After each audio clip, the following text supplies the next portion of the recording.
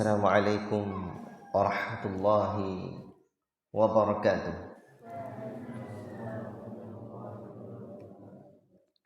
Innal hamdalillah nahmaduhu wa nasta'inuhu wa nastaghfiruh wa na'udzu billahi min shururi anfusina wa min sayyiati a'malina. May yahdihillahu fala mudilla lahu wa may yudlil fala hadiya lahu. أشهد أن لا إله إلا الله وحده لا شريك له وأشهد أن محمدا عبده ورسوله يا أيها الذين آمنوا اتقوا الله حق تقاته ولا تموتن إلا وأنتم مسلمون يا أيها الناس اتقوا ربكم الذي خلقكم من نفس واحدة وخلق منها زوجها وبث منهما رجالا كثيرا ونساء واتقوا الله الذي تساءلون به والأرحام إن الله كان عليكم رقيبا يا أيها الذين آمنوا اتقوا الله وقولوا قولا سديدا يصلح لكم أعمالكم ويغفر لكم ذنوبكم ومن يطع الله ورسوله فقد فاز فوزا عظيما أما بعد فإن أصدق الحديث كتاب الله وخير الهدي هدي محمد صلى الله عليه وسلم وشر الأمور محدثاتها وكل محدثة بدعة وكل بدعة ضلالة وكل ضلالة في النار. Ayuhal ikhwah, barakallahu fikum. Syukur kita kehadirat Allah Rabbul Alamin yang senantiasa memberikan kita rahmat dan nikmatnya, sehingga pada pagi ini insyaallah ta'ala kita akan dapat membaca hadis-hadis Nabi sallallahu alaihi wasallam lagi dalam kumpulan 40 hadis tentang dakwah dan perjuangan. Dan insyaallah ta'ala hadis-hadis ini 40, ini majelis yang terakhir kalau 40 insyaallah. Tapi insyaallah nanti akan saya berikan hadis-hadis tambahan di sesi yang panjang lagi seharian ini sampai malam. Hadis-hadis tambahan tentang dakwah dan perjuangan ini, dan nanti ya kita pilah-pilah lagi untuk dimasukkan ke dalam hadis 40 ini. Dan hadis 40 ini kita akan ganti, mana yang sama temanya kita ganti dengan hadis-hadis tambahan itu. Tapi 40-an hadis ini insyaallah selesai di majelis ini. Baik, silakan dibuka. Silakan dibuka lembaran materinya.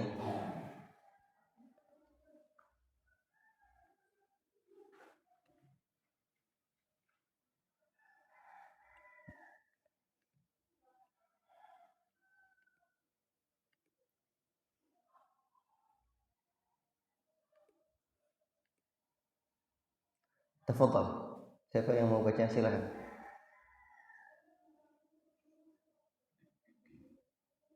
Ma'ruf. Keras. Geser sini. Antum, geser sini.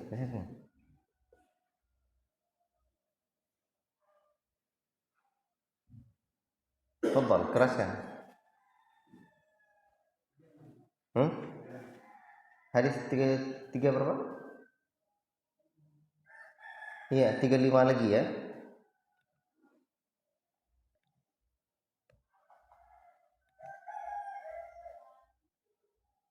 Betul, yang 3 kita baca tadi malam baru sampai kepada tadi malam baru sampai 34 ya. Tafadhal, 35 lagi. Tafadhal.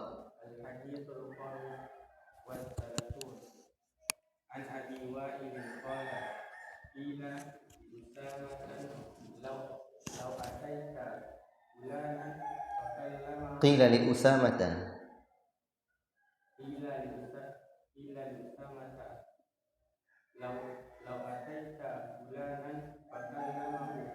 fakallamtahu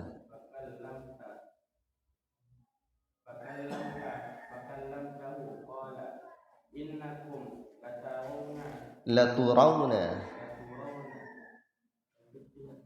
Oh ya, baik. Ya, baik, saya baca. An Abi Wa'il qala qila li Usamah law ataita fulanan fakallamtu qala innakum laturawna anni la ukallimuhu illa usmi'ukum inni ukallimuhu fi sirri duna an aftaha baban la akunu awwala man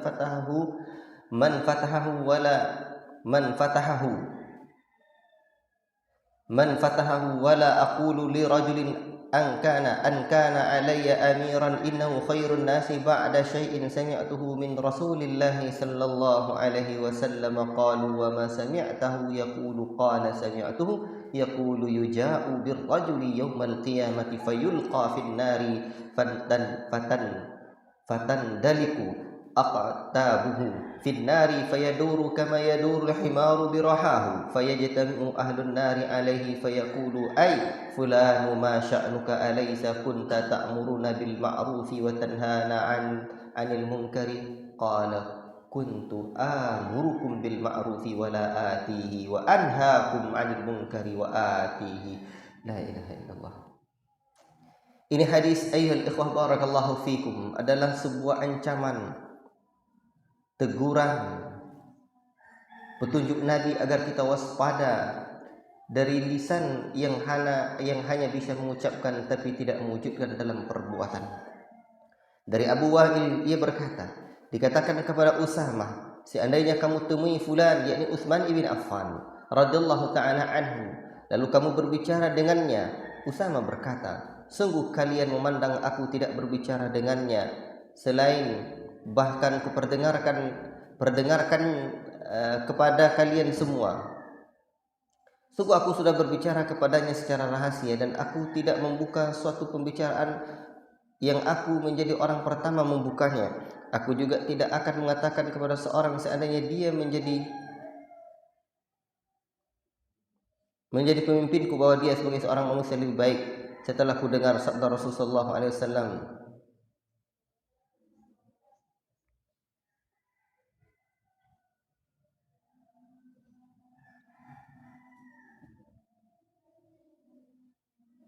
Setelah ku dengar dari Rasulullah SAW, mereka bertanya, apa yang kamu dengar dari sabda beliau SAW? Aku berkata, Usamah berkata, aku mendengar beliau SAW berkata, pada hari kiamat akan dihadirkan seseorang yang kemudian dilempar ke dalam neraka, isi perutnya keluar dan terburai hingga dia berputar-putar bagaikan seekor keledai yang berputar-putar menarik mesin gilingnya. La ilaha illallah. Maka penduduk neraka berkumpul mengelilinginya seraya berkata, wahai fulan, apa yang terjadi denganmu? Bukankah kamu dahulu orang yang memerintahkan kami berbuat ma'ruf dan melarang kami dari yang mungkar? Orang itu berkata, aku memang memerintahkan kalian agar berbuat ma'ruf, tapi aku sendiri tidak melaksanakannya, dan melarang kalian dari berbuat yang mungkar, namun malah aku mengerjakannya. La ilaha illallah. Ini ancaman berat ya ikhwan, yang luar biasa.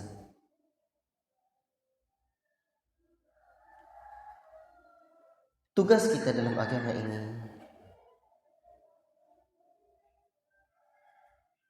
Syekh Muhammad bin Abdul Wahhab rahimahullahu ta'ala di dalam salah satu usul menyebutkan ada 4. Satu, ya'lam rahimakallahu annahu yajibu alaina ta'allumu 4 masail. Al-ula al-ilmu. Ada 4 hal yang beliau sebutkan. 1, kewajiban kita. 1, ilmu. 2, dakwah, amal. 3, dakwah. 4, sabar. Kawan-kawan ni suruh geser depan. Geser depan. Geser ke depan.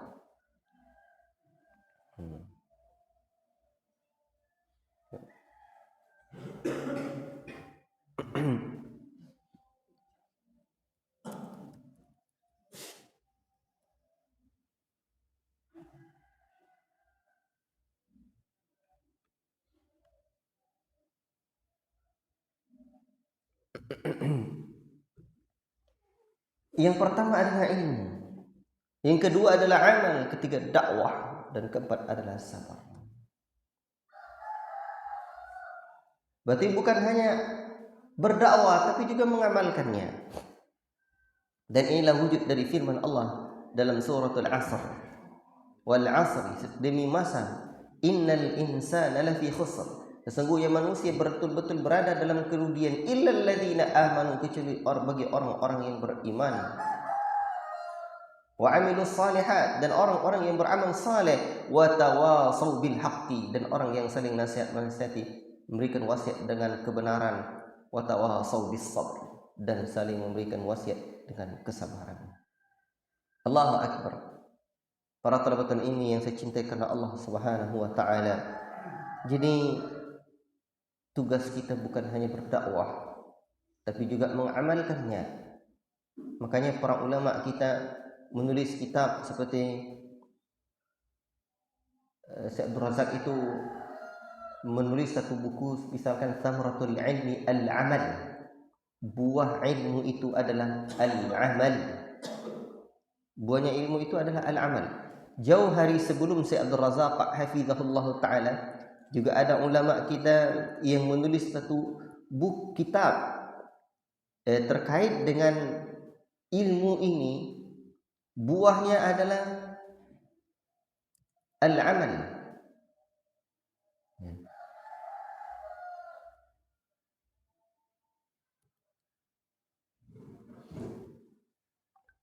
Seperti kitab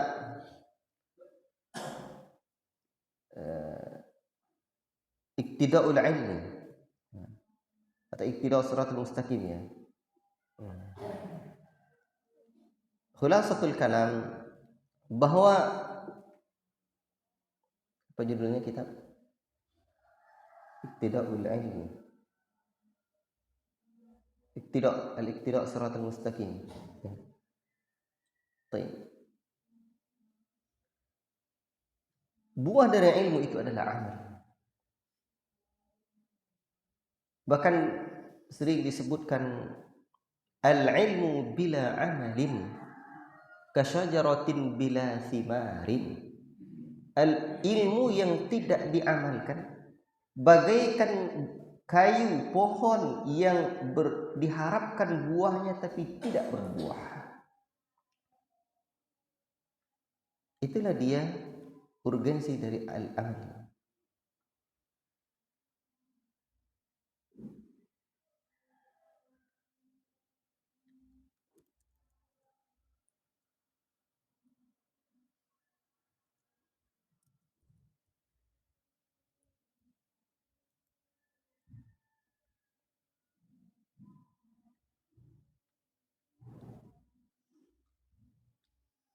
Ya, Iqtida'us Siratal Mustaqim, ini kitab ya. Karya Syekhul Islam Ibnu Taimiyah.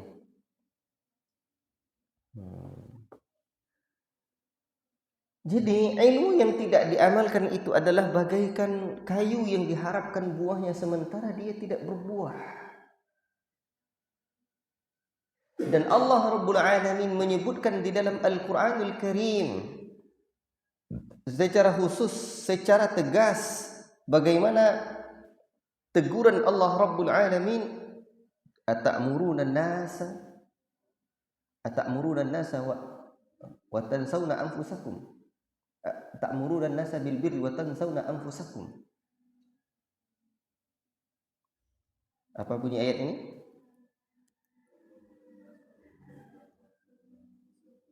Saya ulang lagi. Atamuruna an-nasa bil birri wa tansawna anfusakum. Kamu menyuruh manusia kepada yang ma'ruf dan tetapi kamu melupakan dirimu. Terus wa antum tatluna al-kitab, sementara kamu membaca kitab. Baca petunjuk Allah, la ilaha illallah. Maka untuk itu orang-orang yang hanya pandai belajar dan menyampaikan sementara tidak mengamalkan, ini ancaman Allah. Dan Allah Rabbul Alamin menyebutkan juga dalam ayat lain, kabura maqtan indallahi an taqulu ma la taf'alun. Besar dosanya kamu mengucapkan apa yang tidak kamu perbuat, tidak kamu amalkan. La ilaha illallah. Maka disinilah kita perlu melecut diri kita. Saya, antum, kita bersama. Kita adalah da'i. Maka untuk itu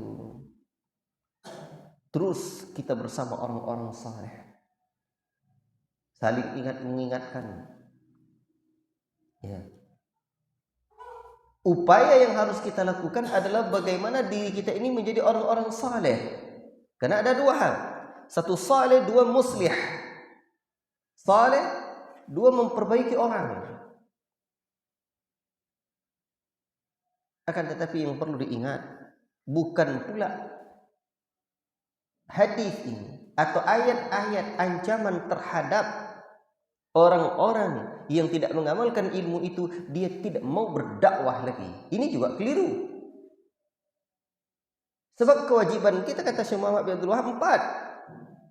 Jadi orang yang tidak berdakwah juga berdosa kalau ada ilmu. Jadi 4 ini kewajiban satu paket yang mesti kita kerjakan. Ilmu, amal, dakwah, sabar.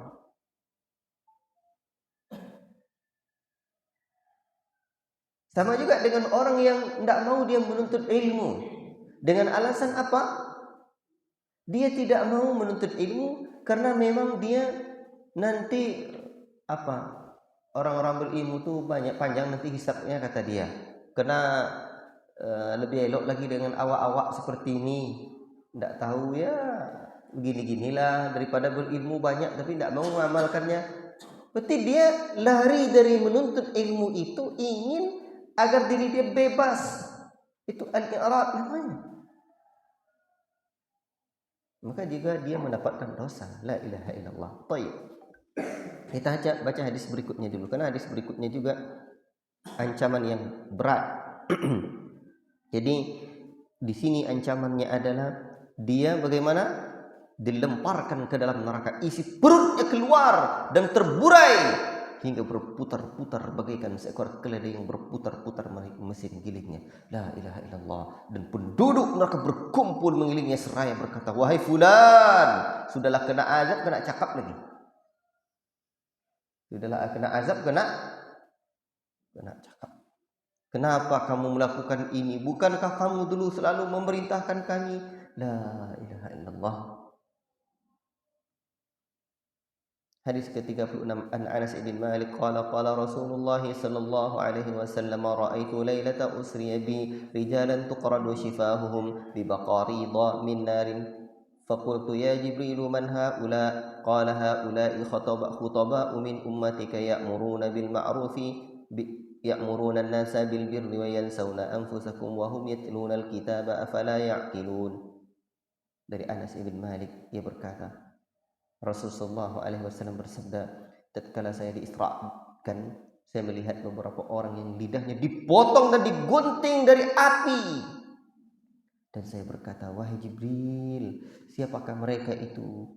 Beliau menjawab, mereka adalah para khatib, khutabaknya, para khatibnya umatmu. Mereka memerintahkan kepada orang-orang untuk berbuat kebaikan, namun mereka melupakan diri mereka sendiri. Padahal mereka membaca kitab, tidaklah mereka menggunakan akal, tidaklah mereka menggunakan akalnya. Di sebagian riwayat atau di sebagian kitab, kita tengok di referensi hadis itu, hadis ini disebutkan dhaif, tetapi Syekh Muhammad Nasiruddin Al-Albani rahimahullah taala referensi lain menyebutkan bahwa hadis ini sahih di dalam silsilah hadis as-sahihah. Bagaimana jalur penilaiannya?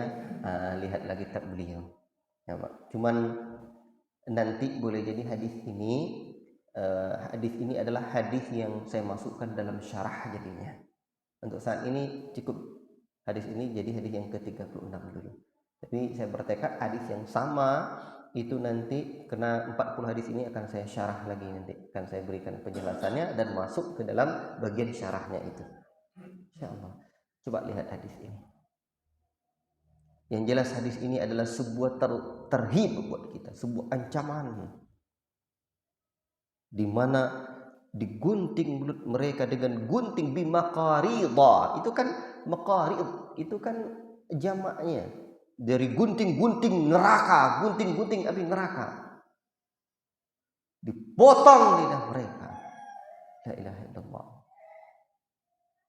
Jadi ketika Allah menyebutkan kabura maqtan, besar dosanya, seperti apa besarnya? Ini dia. Karena apabila disebut dosa besar, apa bedanya dengan dosa kecil? Dosa kecil dilarang oleh Allah dan Rasulnya, oleh Rasulullah, tetapi tidak disebutkan langsung ancamannya.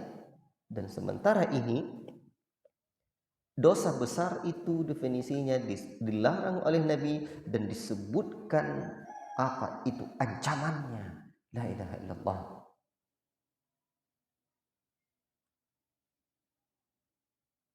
Semoga Allah Ta'ala berikan hidayah kepada saya dan kepada antum semua, terutama pada hal-hal yang wajib dan haram. Kalau amalan-amalan sunnah mungkin amalan ini amalannya ini fadilahnya, ini amalannya ini fadilahnya, itu tidak mengapa disampaikan dan tidak semua amalan kita amalkan. Sebaiknya seperti Imam Ahmad, tidaklah beliau mendengarkan satu hadis melainkan beliau mengamalkan seluruh hadis itu.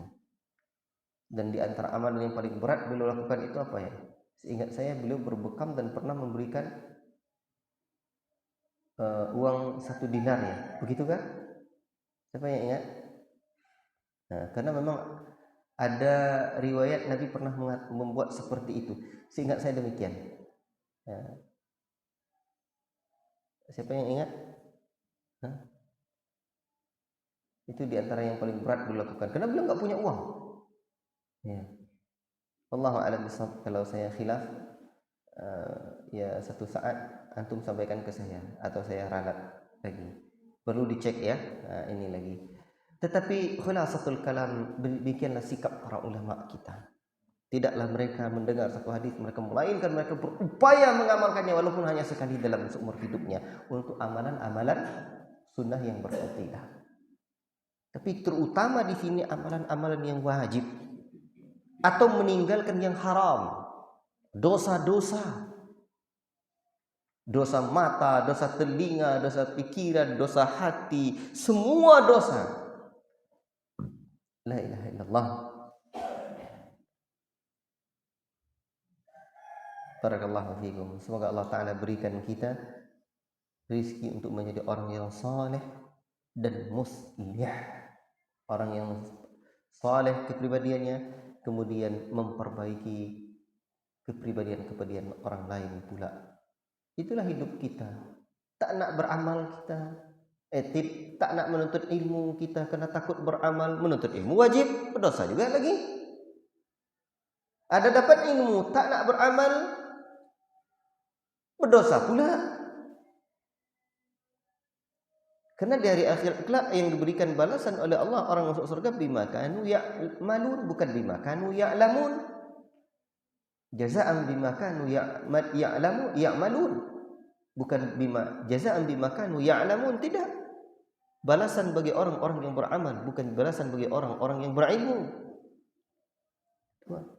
Tak pula dah berilmu, dah beramal, dah nak berdakwah pula, tak berdakwah, ilmu ada, diancam pula. Orang bertanya sembunyikan ilmu, orang minta mengajarkan apa yang perlu kita ajarkan, kita sembunyikan. Katamahullahu bilijami minan aljamahullahu bilijami minan nar. Allah nanti apa dia? Apa namanya? Allah cambuk dia, rajam dia dengan rajaman api neraka di hari akhirat kelak. La ilaha illallah. Cambuk dengan cambukan neraka. Berarti dakwah juga. Yang keempat, sabar. Tak sabar kita. Sabar itu sebuah kewajiban. Kita telah menempuh jalan itu, makanya terus bersabar di atas ilmu, amal, dakwah, dan sabar. La ilaha illallah. Makanya Syekh Muhammad Abdul Wahab itu menyebutkan yang keempat itu as-sabru 'ala al-adza fihi, sabar di atas derita yang ditanggung karenanya. Baik. Hadis yang ke-37. Ini hadis tentang Umar bin Khattab kemarin. Saya cuma ma'adzratan, saya ini lupa mencantumkan riwayatnya. Nah, jadi riwayat tentang hadis Umar bin Khattab radhiyallahu ta'ala anhu ini, itu kemarin saya cari-cari tentang masuk Islam beliau, belum saya jumpai yang pas ya untuk dimasukkan. Makanya hadis inilah yang saya masukkan. Dan kenapa ini penting? Ya, jazakallahu khairan pada sahabat Halim juga yang memberikan pertanyaan dan menginspirasi saya, sehingga hadis ini betul-betul kembali saya masukkan, walaupun kemarin sudah ada keinginan juga awalnya yang berkaitan dengan Abu Bakar As-Siddiq bukan Umar. Coba dibaca itu ya.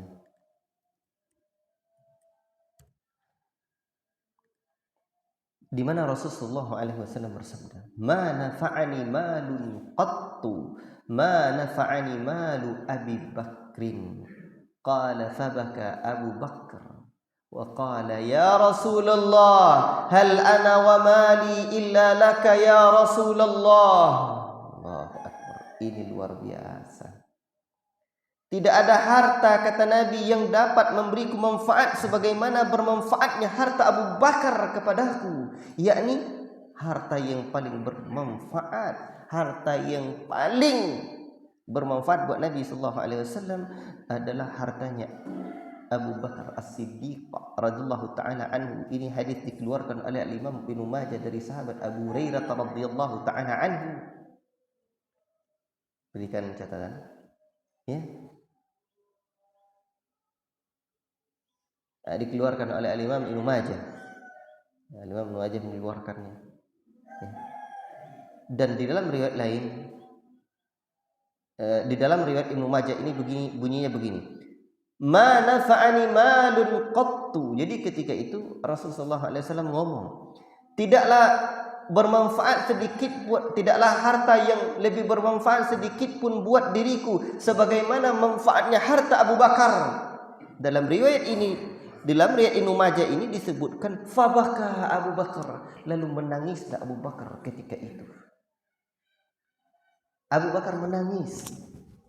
Jadi ada orang yang tangis, dia tangis bahagia, ada orang tangis haru atau tangis. Diri manusia itu begitu, nangis dia.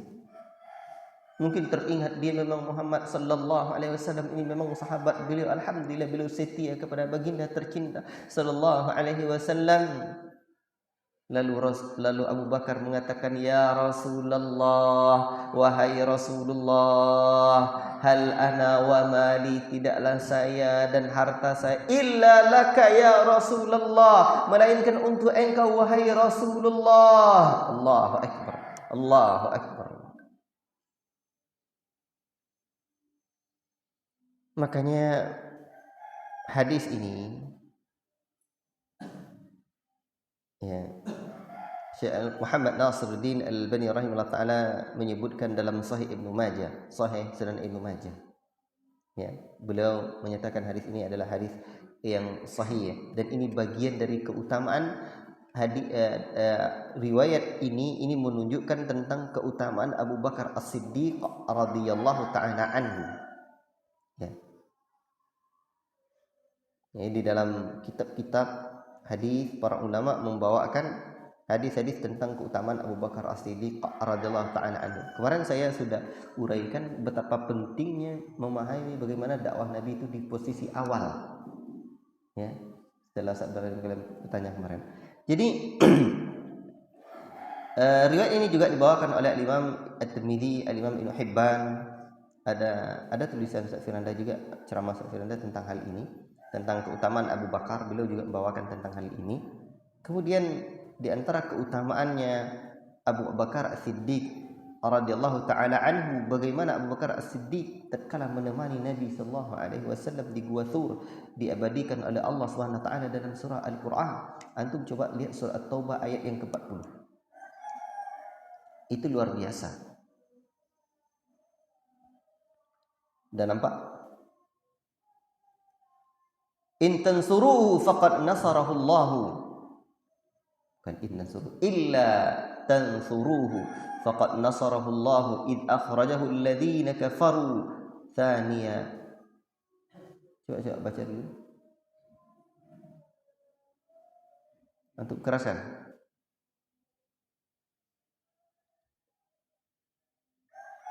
Sudah dapat? At-Taubah 40. Nih. 40 tadi. Ya, 40.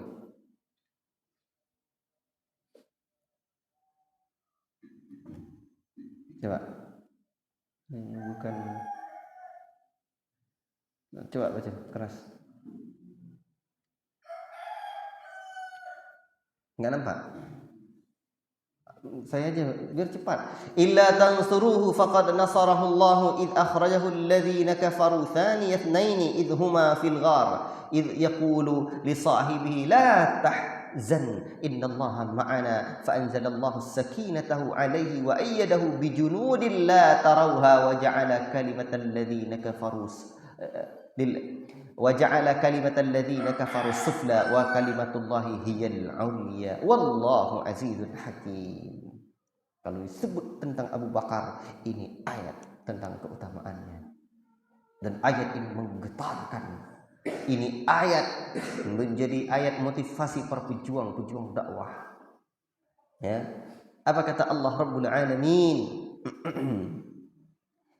Jikalau kamu tidak menolongnya Muhammad, maka sungguhnya Allah telah menolongnya, yaitu ketika orang-orang kafir musyrik Mekah mengeluarkannya dari Mekah, sedangkan dia salah seorang dari dua orang ketika keduanya berada dalam gua. Ini Gua Thur. Mereka ketika Nabi Muhammad bersembunyi di Gua Thur, ketika mereka mengejar Nabi sallallahu alaihi wasallam di saat apa ini? Hijrah, ya. Maka ketika itu mereka mengejar Nabi sallallahu alaihi wasallam. Mereka berdua bersembunyi di gua yang sempit. Lalu turunlah ayat ini. Di waktu itu dia berkata kepada kawannya, yakni Nabi berkata kepada Abu Bakar As-Siddiq.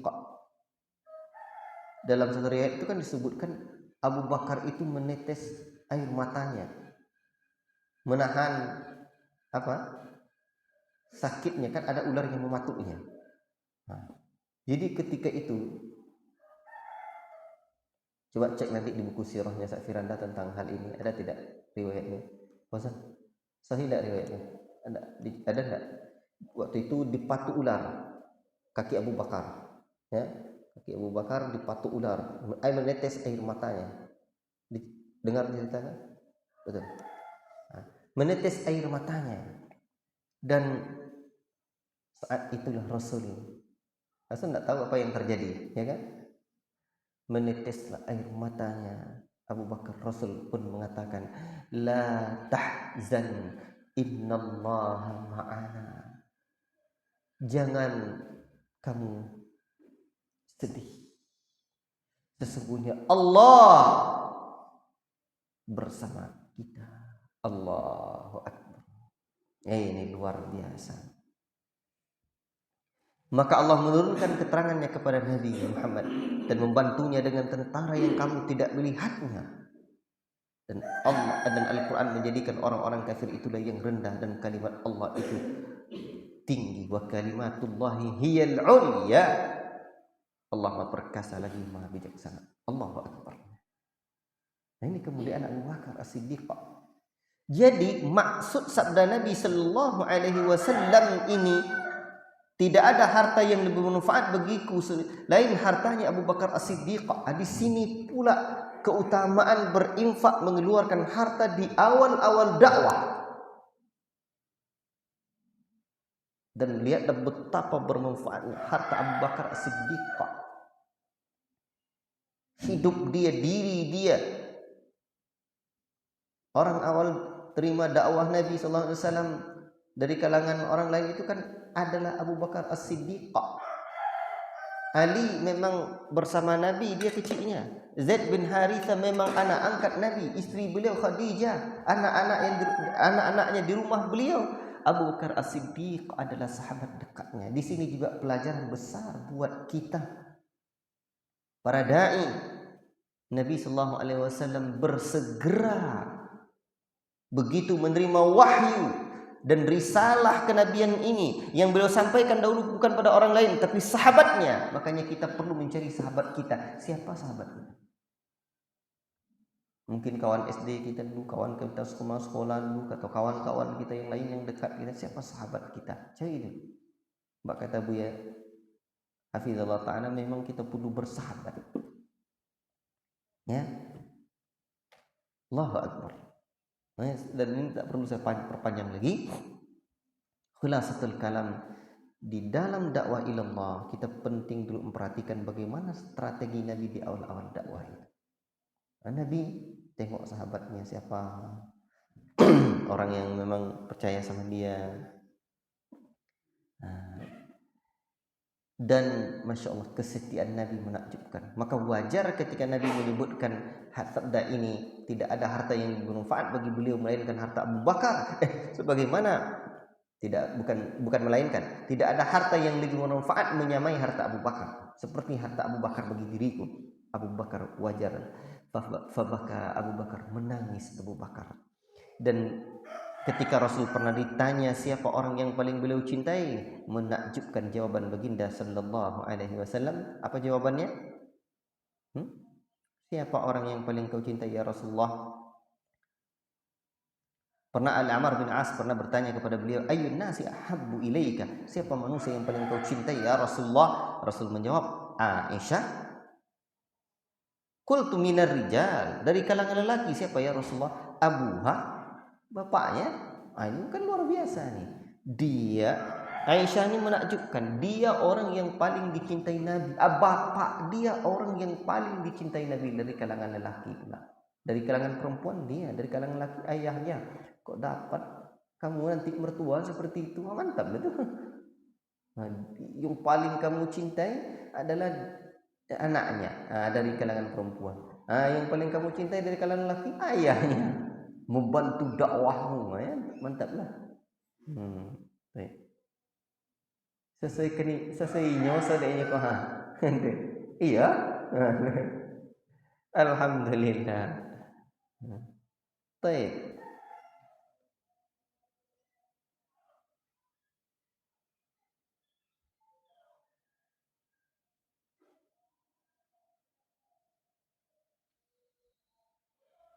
Tapi ada juga yang menarik dalam riwayat Amr bin As ini. Dia bertanya lagi, "Tsummaman?" Siapa lagi? Ya. Kata Nabi Umar lagi. Kemudian lalu Nabi sallallahu alaihi wasallam menyebutkan orang-orang lain lagi. Fa'ada rijalan. Nabi sebutkan beberapa orang lagi. Tapi kata Amr bin As, fasakattu makhafata ayyaj'alani fi akhirihim. Lalu aku diam. Apa sebabnya diam? Saya takut nanti yang akhir disebutnya adalah saya. Pula ini pula mereka ternyata bertanya kepada Nabi sallallahu alaihi wasallam dahulu. Baik. Khulasatul kalam dalam bab ini memang kita perlu banyak merenung. Hadis yang ke-38. An Abi Sufyan an Jabir radhiyallahu ta'ala anhu sami'tu an-nabiy sallallahu alaihi wasallam yaqul ihtazza al-'arsyu li mauti Sa'ad bin Mu'adz. Menakjubkan. Dari Abi Sufyan, dari Jabir radhiyallahu anhu. Ia berkata, aku mendengar Rasul mengatakan, bergetar arasy ar-Rahman disebabkan ketika meninggal Sa'ad bin Mu'adz. Saya pernah khutbah dalam bulan-bulan terakhir ini di Masjid mana? Bukan. Sa'ad bin Mu'adz. Tertak dulu ya. Masjid Ar-Raudhah. Ya. Itu kisah tentang Sa'ad bin Mu'adz. Ya, cuman rekaman khutbahnya ini belum dikeluarkan.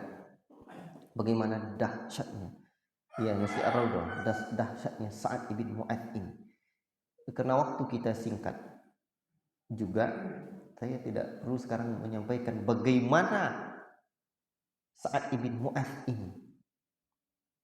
Namun yang jelas, keislaman beliau hanya kurun waktu lebih kurang 6 tahun.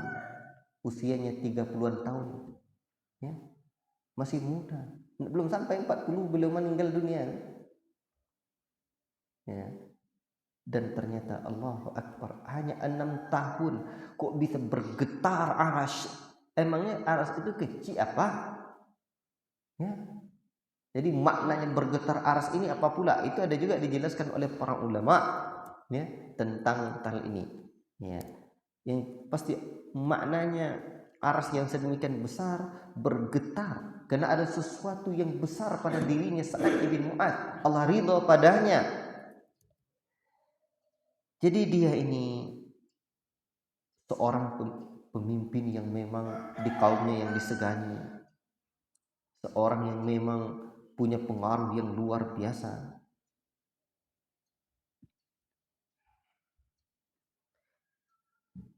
Terkala beliau masuk Islam itu usianya 30-an sampai usia masuk 31 lah. Dan beliau syahid di perang Khandaq pada tahun ke-5 Hijriah. Usia beliau mati ketika itu usia 36 masuk 37 tahun. Baik.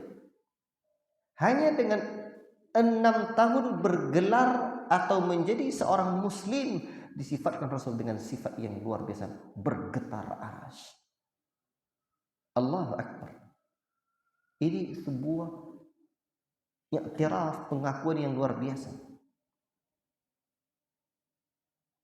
Menurut Al-Imam Ibnu Hajar, ya, kematian yang menggetarkan aras adalah karena kegembiraan penghuni langit bergegas menyambut ruhnya Sa'ad. Itu kata Ibnu Hajar. Nah, itu dari referensi saya ini disebutkan oleh Ibnu Hajar dalam Fathul Barinya. Dan disinilah kita perlu merenungkan, bermuhasabah. Kita ada berapa lama Islam kita? Islam sejak lahir. Dah balik berakal masih Islam. Sekarang dah berapa tahun? Ajib. Luar biasa. Apa usahanya dakwahnya Sa'ad bin Mu'adz ini? Setelah memeluk Islam, Sa'ad bin Mu'adz bertemu dengan kaumnya. Dia mengajak mereka, dia dakwahi mereka untuk menerima Islam. Maka dalam salah satu referensi disebutkan oleh Sirah Ibn Hisam, demi Allah tidak ada seorang pun dari perumahan Bani Abdul Ashhal di kalangan lelaki dan perempuan melainkan semuanya memeluk Islam dengan dakwahnya Sa'ad bin Mu'adz ini. Allahu Akbar. Jadi dia boleh berdakwah. Sa'ad bukan saja menjalankan kerja dakwah, tidak, tapi juga menolong Rasulullah SAW ketika datang ke Mekah untuk menunaikan umrah. Sa'ad telah melakukan tawaf di sisi Ka'bah. Lalu datanglah ketika itu Umayyah bin Khalaf, Abu Jahal, ya. Dan ketika itu mereka ini bertanya tentang keimanan Sa'ad. Afwan, saya ulangi. Ketika Sa'ad bin Mu'adz menunaikan umrah, Sa'ad melakukan ketika Sa'ad melakukan tawaf, mereka bertanya. Lalu terjadi perselisihan antara Sa'ad dengan Abu Jahal ini. Dan ketika itu Umayyah bin Khalaf ini kan orang dedengkotnya kafir, orang pembesarnya kafir. Ternyata dia adalah sahabatnya Sa'ad. Sahabat Sa'ad dulu. Ya.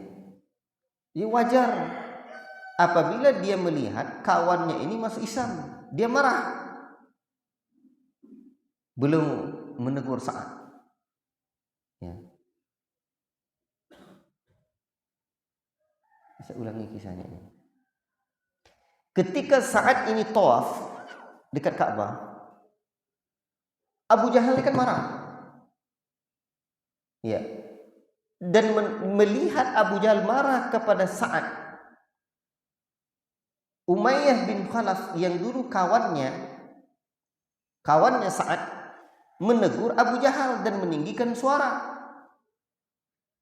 Kata dia, demi Allah sekiranya kamu melarang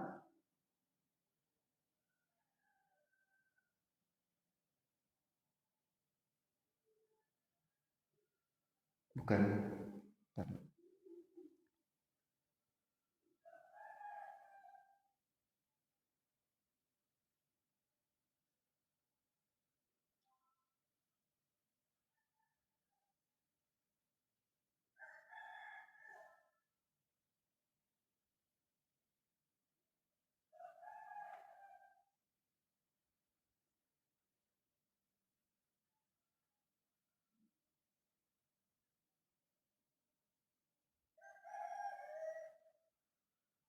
Oh iya.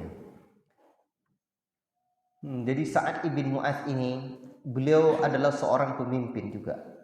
Itu di khutbah saya itu pernah saya jelaskan, seingat saya. Jadi begini, Sa'ad ibn Mu'adz ini dia berteman dengan Umayyah bin Khalaf. Ya. Jadi ketika dia tawaf, dia pernah berselisih dengan Abu Jahal. Abu Jahal marah. Ya. Tapi Umayyah bin Khalaf ini juga ingin membantu kawannya ini. Demikian yang saya tangkap tentang riwayat ini. Umayyah bin Khalaf ini menolong Sa'ad. Artinya dia juga menegur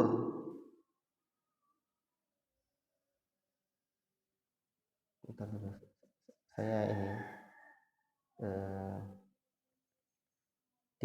tidak saya pahami detailnya ini riwayat ini.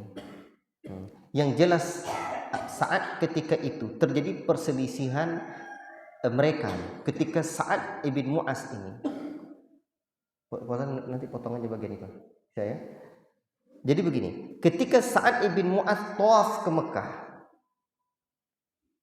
ketika itu Umayyah bin Khalaf, Abu Jahal, mereka kan pembesar.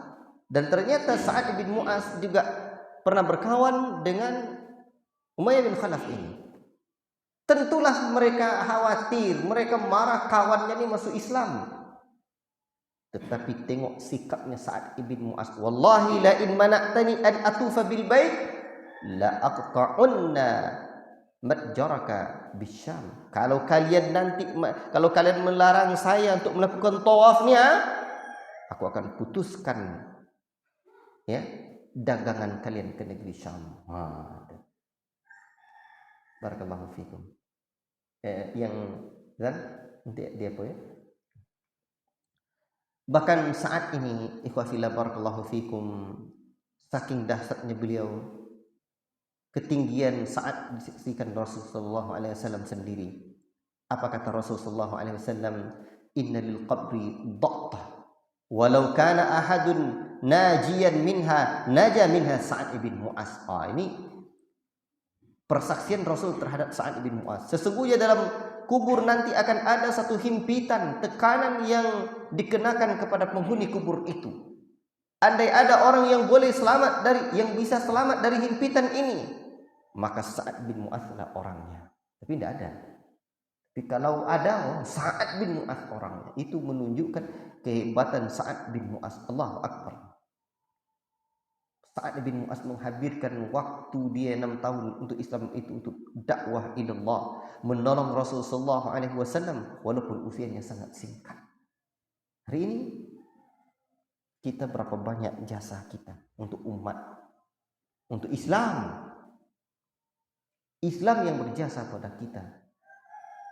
Maka sekarang kita bersyukur kepada Allah dan menjadi pejuang-pejuang Islam. Barakallahu fikum. Ini pelajaran besar buat kita untuk memanfaatkan hidup kita yang hanya singkat ini. Tidak panjang uraian tentang ini, dan kita karena keterbatasan waktu kita juga lagi, dan kita masuki hadis yang ke 39. An Jabir bin Abdullah qala baina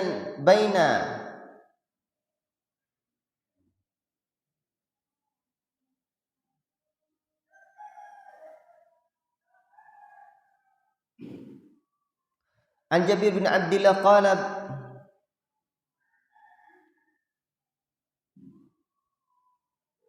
ini kok ada baina.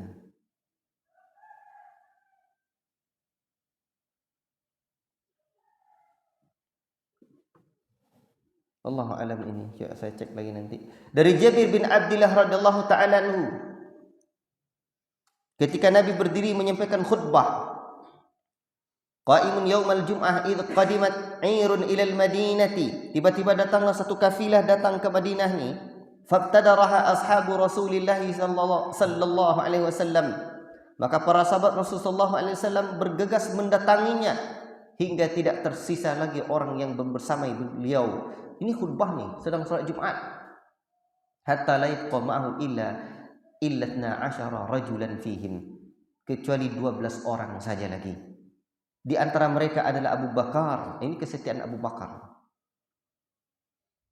Ada masalah? Tidak. Dan Umar. Qala wa nazalat hadhihi al-ayah. Wa idza ra'aw tijaratan aw lahwanan faddu ilaiha.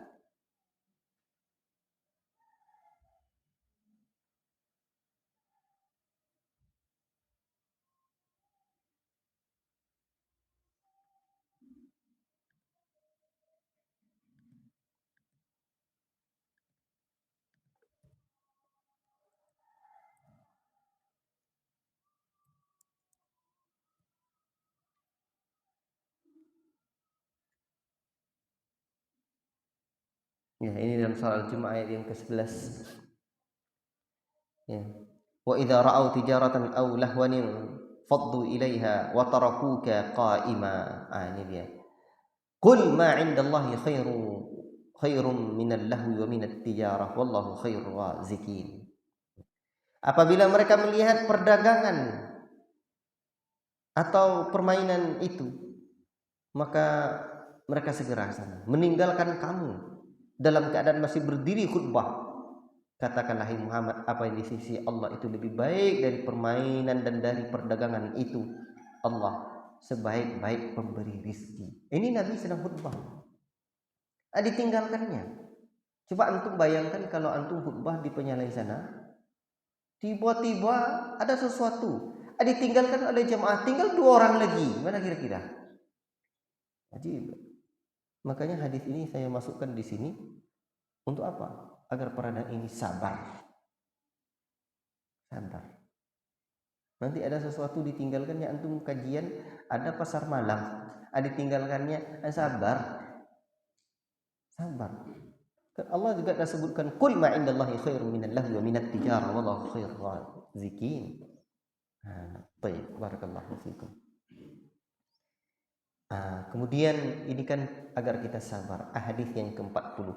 An Abdullah bin Amr bin Al-As annahu sami'a Rasulullah sallallahu alaihi wasallam yaqul inna quluba bani adama kullaha baina isba'ain min asabi'ir rahman. Allahu akbar.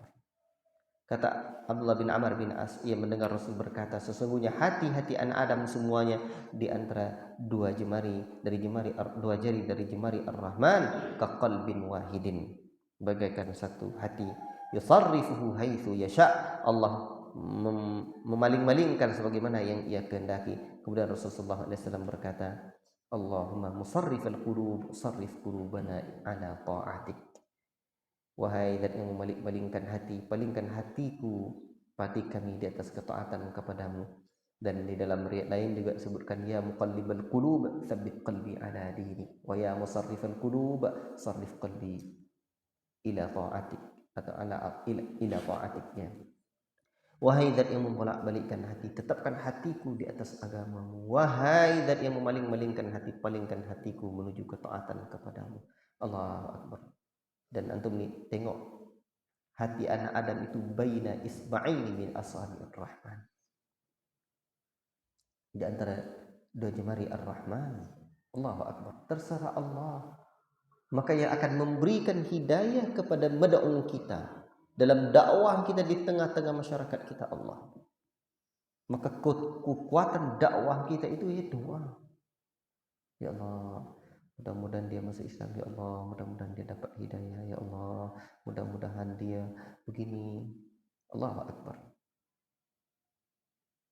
Banyak-banyak doa ya ikhwan untuk sahabat kita.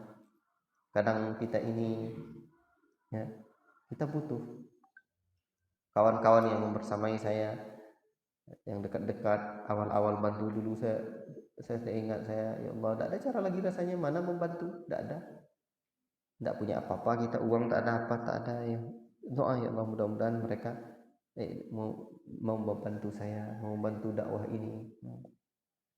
Akan saya sebut orangnya. Jadi rasanya kadang kalau kurang doa kita tuh, mereka tidak tahu kita ya arah. Atau begini, kadang kita lupa, kita sering hanya mengajak, tapi lupa dengan hati manusia di antara dua jari jemari Ar-Rahman Allah. Maka untuk itu, ini tanpa kaifiyah yang kita ketahui ya, tentang ini tetap bab akidah. Yang jelas Allah yang membolak-balikkan hati mereka. Kita mengimani perkara ini. Maka untuk itu jangan lupa banyak doa. Dan ini harus kita ingatkan diri kita, saya, antum, semuanya. Kemarin ada yang bilang, Ustaz, mana caranya santri ini gini-gini, Ustaz? Jawaban saya apa kemarin? Jawaban saya, sabar antum. Begitulah saya mendidik senior-senior antum untuk sabar. Jadi ilmu sabar itu dipelajari doa satu. Kalau hadis sebelumnya yang ke-39 tadi adalah tentang sabar, tinggal 2 orang lagi jemaahnya, selebih pergi. Bayangkan tuh. Dalam riwayat ini kan 2 orang nih ya, 12 afwan. Tinggal 12 orang lagi. Cuman di antara yang disebutkan di sini 2 orang, bukan 2 orang. Makanya sebagian para ulama dalam hukum khutbah Jumat mereka memandang bahwa kalau ada 12 orang, ini sebagiannya ya, asah Jumat katanya. Nah, ini buktinya. Nah, itu perbedaan pendapat di kalangan para ulama yang masyhur 40-an di tempat kita. Baik. Jadi sabar dan terus berdoa. Makanya hadis ini saya letakkan di hadis yang terakhir. Sabar, doa. Sabar, doa. Kenapa hadis yang 3 terakhir nomor 28 ini masukkan? Karena kita apa yang bergetar dengan kematian kita? Apa yang bergetar dengan kematian kita? Kalau Sa'ad bin Mu'adz, Arash Ar-Rahman bergetar. Apa getar juga Ustaz, istri saya menangis-nangis dia. Itu iyalah tuh. Tidak lama setelah itu dikawini orang itu yang tuh. Makanya waladatka ummuka ya ibna Adam bakiya wan nasu haulaka yadhakuna surura. Engkau dilahirkan oleh emakmu dulu wahai anak Adam dalam keadaan menangis sementara orang-orang sekelilingmu tertawa. Fa'mal liyaumi mautika idza baqau an takuna dhahikan masrura. Maka hendaklah kamu beramal, berjuang, memberikan manfaat buat orang lain agar satu saat di saat mereka menangisi kepergianmu, kamu tersenyum bahagia menuju Rabbmu. Sungguh indah ucapan orang Arab ini. Hidup kita ini singkat ya ikhwan, singkat sekali. Singkat, sebentar cuma. Khairun nas anfa'uhum linnas. Sebaik-baik manusia adalah orang yang paling banyak memberikan manfaat buat orang lain. Kalau sering-sering saya bilang, kalau gajah mati meninggalkan gading, harimau mati meninggalkan belang, tidak mungkin kita meninggalkan belang. Terlalu banyak pula pada mungkin itu. Itu pun dibawa mati kan? Tapi kalau rusa mati meninggalkan tanduk, manusia mati meninggalkan nama, adakah nama baik yang kita tinggalkan atau tidak? Ada orang yang belum dia mati, belum lagi terkubur jasadnya, namanya sudah terkubur duluan. Orang hanya mau bilang mendiang. Orang tak bangga lagi menyebut nama dia. Orang bersyukur. La ilaha illallah. Tapi ada orang yang rapuh tulang-tulangnya sudah ratusan bahkan ribuan tahun. Namanya seakan hidup indah. Namanya masih hidup dan seakan-akan baru dia meninggalkan alam dunia ini. Lihat para ulama kita, Imam Syafi'i, Imam Ahmad, dan para ulama kita luar biasa. Ajib. Hidup ini ya ikhwan, hanyalah sekedar mengukir kenangan. Kelak kita akan mengenang-kenang dan dikenang-kenang. Siapa yang mengenang kita, mengenang perjalanan kita di dunia? Kita bersyukur amalan kita buat. Kita sedih dengan kemaksiatan yang telah kita lakukan. Penyesalan yang akan datang pada diri kita. Mudah-mudahan kenangan yang kita kenang-kenang kelak adalah kenangan yang membuat kita tersenyum dan bahagia mendapatkan pahala yang Allah telah janjikan. Tidak ada cara lagi kita, dosa telah terlanjur dibuat, kelalaian telah terlanjur dilakukan. Taubat kepada Allah. Ya, taubat kepada Allah. Atau nanti kita juga dikenang-kenang orang. Nyanyikannya hidup ini hanya sekedar mengukir kenang-kenangan. Dan di mana nanti kita akan mengenang-kenang diri kita, perjalanan kita, dan kita juga akan dikenang-kenang orang. Maka ukirlah kenangan-kenangan indah buat diri kita dan orang-orang yang kita tinggalkan. La ilaha illallah. Dalam hidup yang sesaat ini, sesaat saja, dakwah adalah jalan mulia. Maka muliakan hidup kita dengan dakwah ila Allah. Wallahu ta'ala a'lam bissawab. Alhamdulillahilladzi bi ni'matihi tatimmus shalihat. Segala puji bagi Allah Rabbul Alamin. 40 hadis sudah kita baca dan sama-sama kita pelajari sekemampuan kita bisa mempelajari. Yang benar hanya dari Allah, yang salah dari pribadi saya yang menyampaikan. Sejatinya ini adalah pelajaran buat saya, maka saya buat judulnya catatan pelajaran Firdaus Bashir As-Subayanji. Ghafarallahu lahu wal yadayhi wal masyayikh. Ini catatan pelajaran saya. Apa yang mau saya pelajari, saya beri buat catatannya. Dan karena saya punya amanah di sini, saya ajak pula antum, kawan-kawan semua, murid-murid kita untuk belajar dengan pelajaran yang saya pelajari ini. Nah, itulah dia hakikatnya catatan ini. Bukan karangan saya, tapi saya kumpulkan untuk memotivasi diri saya. Semoga bermanfaat dan insyaallah ta'ala nanti akan saya berikan hadis-hadis tambahan. Ya, ayat-ayat perjuangan atau ayat-ayat yang memotivasi para pejuang, hadis-hadis yang memotivasi para pejuang, atau mungkin tambahan yang terkait dengan dakwah dan perjuangan ini lagi. Insyaallah taala untuk ini kita cukupkan sampai di sini. Nanti untuk di video ini buat aja tambahan hadis tambahan gitu. Wallahu ta'ala a'lam bissawab. Allahumma anfa'na bima 'allamtana wa 'allimna bima yanfa'una. Wa sallallahu wa sallama ala nabiyyina Muhammad wa ala alihi wa sahbihi ajma'in. Wassalamu alaikum warahmatullahi wabarakatuh.